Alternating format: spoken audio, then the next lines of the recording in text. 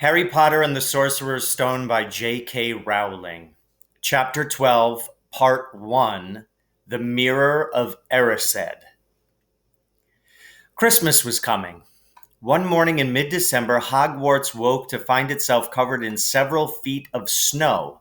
The lake froze solid, and the Weasley twins were punished for bewitching several snowballs so that they followed Quirrell around, bouncing off the back of his turban. The few owls that managed to battle their way through the stormy sky to deliver mail had to be nursed back to health by Hagrid before they could fly off again. No one could wait for the holidays to start. While the Gryffindor common room in the Great Hall had roaring fires, the drafty corridors had become icy and a bitter wind rattled the windows in the classrooms. Worst of all were Professor Snape's classes down in the dungeons, where their breath rose in a mist before them, and they kept as close as possible to their hot cauldrons. "I do feel so sorry," said Draco Malfoy, one potions class, "for all those people who have to stay at Hogwarts for Christmas because they're not wanted at home." He was looking over at Harry as he spoke. Crabbe and Goyle chuckled. Harry, who was measuring out powdered spine of lionfish, ignored them. Malfoy had been even more unpleasant than usual since the Quidditch match. Disgusted that the Slytherins had lost, he had tried to get everyone laughing at how a wide-mouthed tree frog would be replacing Harry as Seeker next. Then he'd realized that nobody found this funny because they were all so impressed at the way Harry had managed to stay on his bucking broomstick.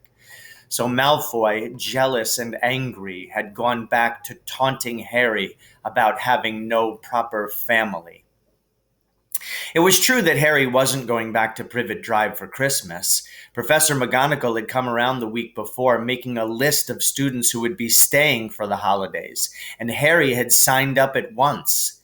He didn't feel sorry for himself at all. This would probably be the best Christmas he'd ever had. Ron and his brothers were staying too because Mr. and Mrs. Weasley were going to Romania to visit Charlie. When they left the dungeons at the end of potions, they found a large fir tree blocking the corridor ahead. Two enormous feet sticking out at the bottom, and a loud puffing sound told them that Hagrid was behind it. "Hi, Hagrid. Want any help?" Ron asked, sticking his head through the branches. "Nah, I'm all right, thanks, Ron." "Would you mind moving out of the way?" came Malfoy's cold drawl from behind them.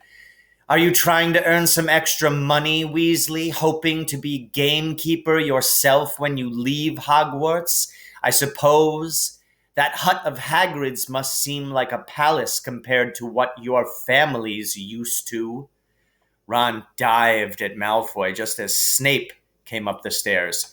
"Weasley!" Ron let go of the front of Malfoy's robes. "He was provoked, Professor Snape," said Hagrid, sticking his huge hairy face out from behind the tree. "Malfoy was insulting his family."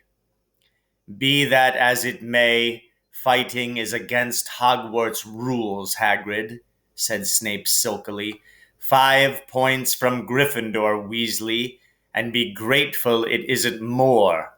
Move along, all of you." Malfoy, Crabbe, and Goyle pushed roughly past the tree, scattering needles everywhere and smirking. "I'll get 'em," said Ron, grinding his teeth at Malfoy's back. "One of these days, I'll get 'em." "I hate them both," said Harry. "Malfoy and Snape." "Come on, cheer up. It's nearly Christmas," said Hagrid. "Tell you what, come with me and see the Great Hall. Looks a treat." So the three of them followed Hagrid and his tree off to the Great Hall, where Professor McGonagall and Professor Flitwick were busy with the Christmas decorations. "Ah, Hagrid, the last tree. Put it in the far corner, would you?" The hall looked spectacular. Festoons of holly and mistletoe hung all around the walls, and no less than 12 towering Christmas trees stood around the room. some sparkling with tiny icicles, some glittering with hundreds of candles. How many days you got left till your holidays? Hagrid asked. Just one, said Hermione. And that reminds me, Harry, Ron, we've got half an hour before lunch. We should be in the library. Oh, yeah, you're right, said Ron, tearing his eyes away from Professor Flitwick, who had golden bubbles blossoming out of his wand and was trailing them over the branches of the new tree. The library? Said Hagrid, following them out of the hall. Just before the holidays? Bit keen, aren't you? Oh, we're not working, Harry told him brightly. Ever since you mentioned Nicholas Flamel, we've been trying to find out who he is. You what? Hagrid looked shocked. Listen here, I've told you, drop it. It's nothing to you what that dog's garden. We just want to know who Nicholas Flamel is, that's all, said Hermione. Unless you'd like to tell us and save us the trouble, Harry added. We must have been through hundreds of books already, and we can't find him anywhere. Just give us a hint. I know I've read his name somewhere. I'm saying nothing, said Hagrid flatly. Just have to find out for ourselves, then, said Ron, and they left Hagrid looking disgruntled and hurried off to the library. They had indeed been searching books for Flamel's name ever since Hagrid had let it slip, because how else were they going to find out what Snape was trying to steal? The trouble was, it was very hard to know where to begin, not knowing what Flamel might have done to get himself into a book. He wasn't in great wizards of the 20th century or notable magic names of our time.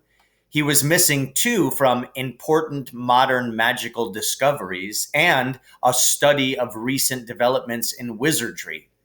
And then, of course, there was the sheer size of the library, tens of thousands of books, thousands of shelves, hundreds of narrow rows.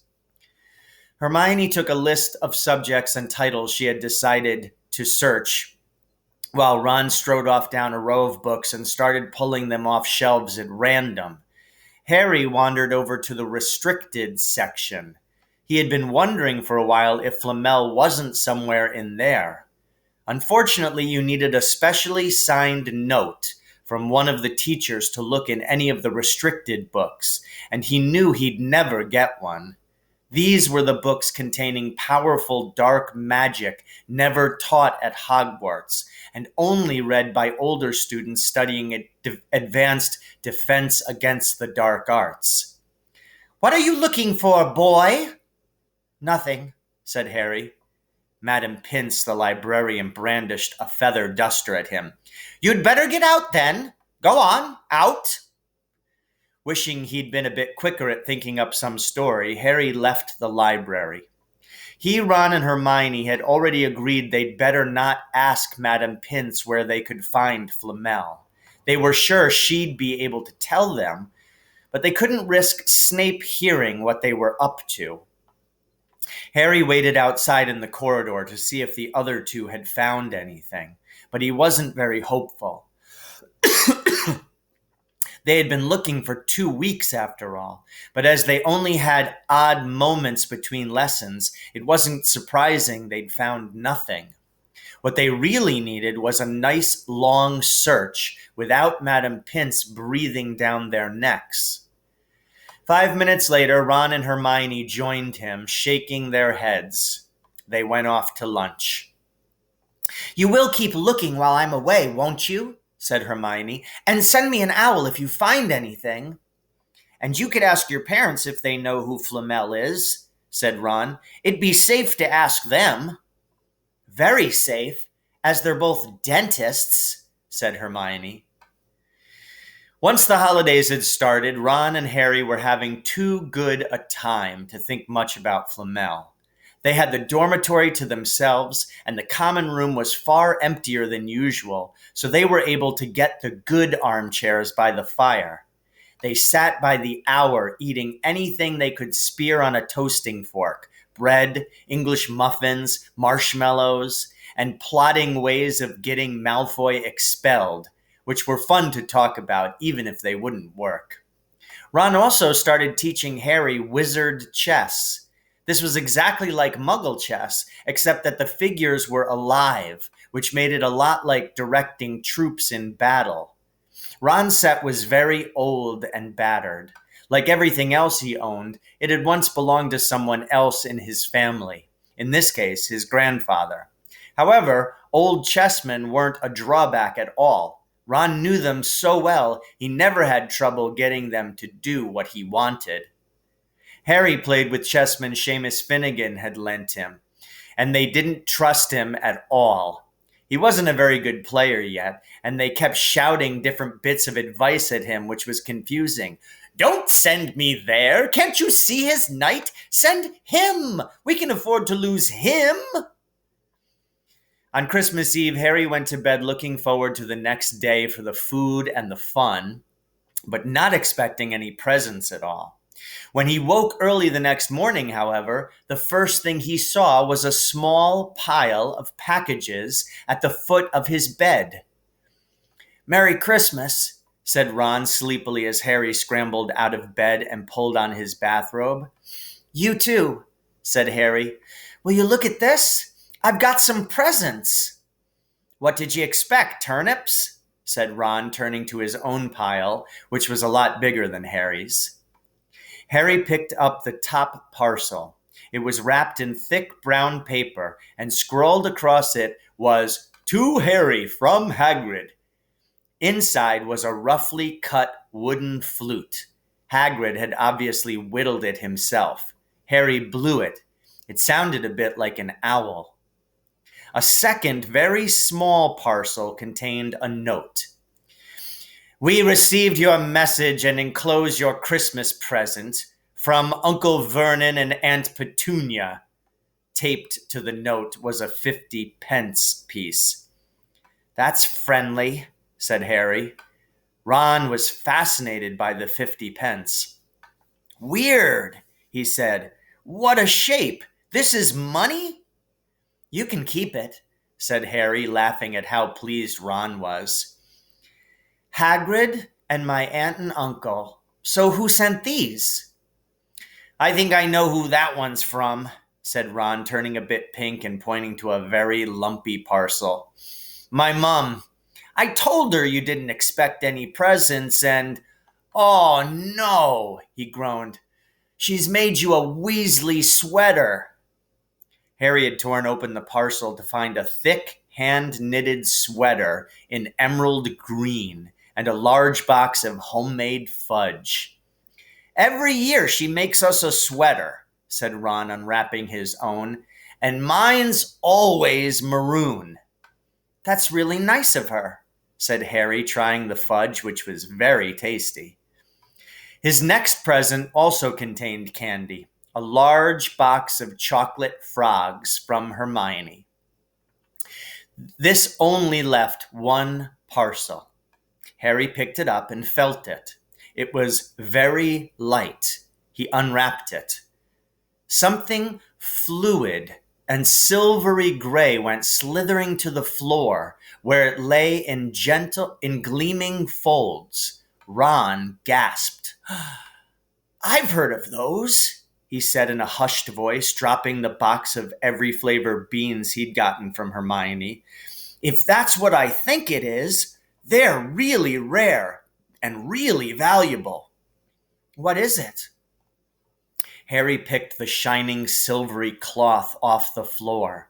It was strange to the touch, like water woven into material. "It's an invisibility cloak," said Ron, a look of awe on his face. "I'm sure it is. Try it on."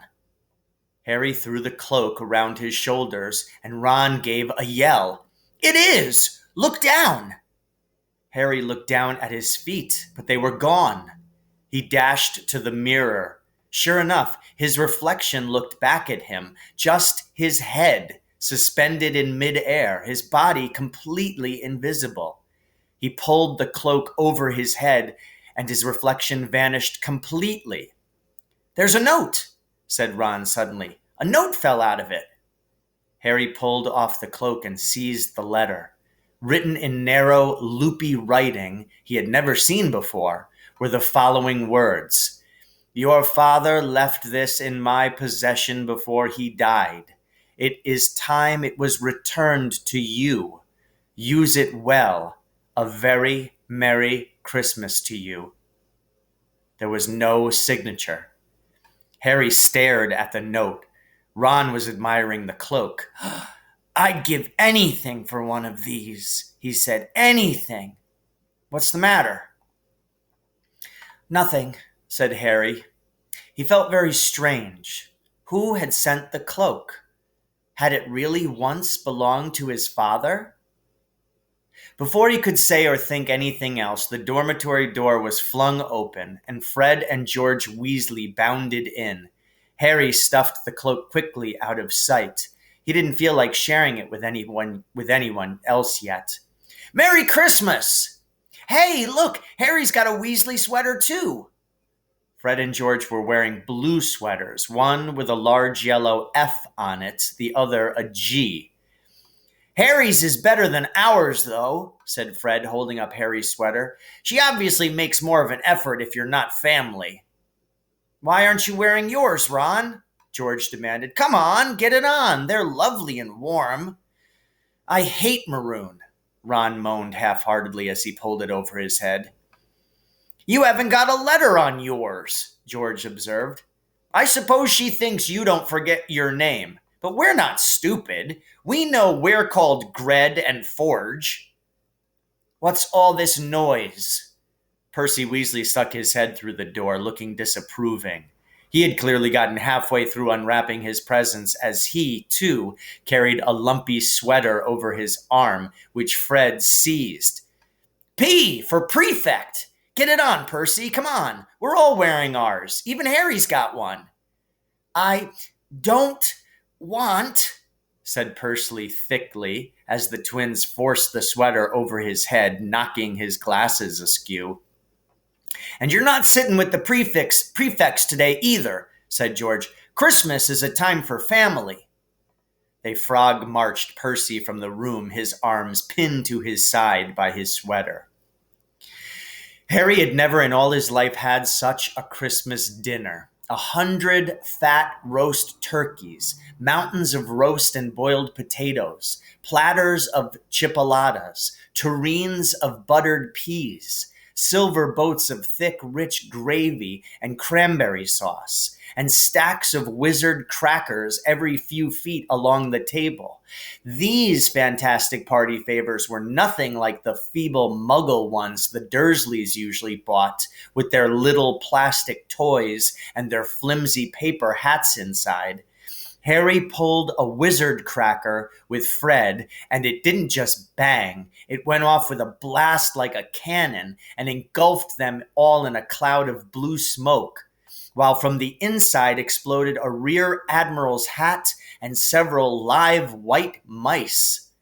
Up at the high table, Dumbledore had swapped his pointed wizard's hat for a flowered bonnet and was chuckling merrily at a joke Professor Flitwick had just read him. Flaming Christmas puddings followed the turkey. Percy nearly broke his teeth on a silver sickle embedded in his slice. Harry watched Hagrid getting redder and redder in the face as he called for more wine, finally kissing Professor McGonagall on the cheek, who, to Harry's amazement, giggled and blushed, her top hat lopsided. When Harry finally left the table, he was laden down with a stack of things out of the crackers, including a pack of non-explodable luminous balloons, a grow-your-own-warts kit, and his own new wizard chess set. The white mice had disappeared, and Harry had a nasty feeling they were going to end up as Mrs. Norris's Christmas dinner. Harry and the Weasleys spent a happy afternoon having a furious snowball fight on the grounds. Then, cold, wet, and gasping for breath, they returned to the fire in the Gryffindor common room, where Harry broke in his new chess set by losing spectacularly to Ron. He suspected he wouldn't have lost so badly if Percy hadn't tried to help him so much. After a meal of turkey sandwiches, crumpets, trifle, and Christmas cake, everyone felt too full and sleepy to do much before bed except sit and watch Percy chase Fred and George all over Gryffindor Tower because they'd stolen his prefect badge. It had been Harry's best Christmas day ever. Yet something had been nagging at the back of his mind all day. Not until he climbed into bed was he free to think about it, the invisibility cloak, and whoever had sent it. So ends Chapter 12, Part 1, Harry Potter and the Sorcerer's Stone by J.K. Rowling.